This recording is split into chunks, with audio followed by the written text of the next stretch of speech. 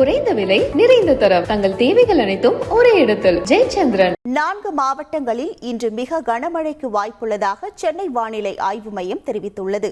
கிழக்கு இந்திய பெருங்கடல் பகுதி மற்றும் அதனை ஒட்டிய தென்கிழக்கு வங்கக்கடல் பகுதியில் நிலவிய காற்றழுத்த தாழ்வு பகுதியானது தென்கிழக்கு வங்கக்கடல் மற்றும் கிழக்கு இந்திய பெருங்கடல் பகுதியில் ஆழ்ந்த காற்றழுத்த தாழ்வு பகுதியாக வலுப்பெற்றது.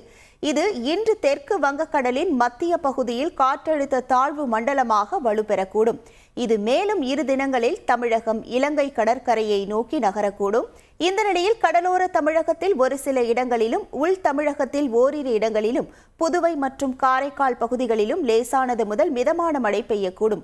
இன்று மயிலாடுதுறை, நாகை, தஞ்சை, திருவாரூர் மற்றும் காரைக்காலில் ஓரிரு இடங்களில் கன முதல் மிக கனமழையும், கடலூர், விழுப்புரம், அரியலூர், சிவகங்கை, புதுக்கோட்டை மற்றும் ராமநாதபுரம், புதுவையில் ஓரிரு இடங்களில் கனமழையும் பெய்ய வாய்ப்புள்ளது.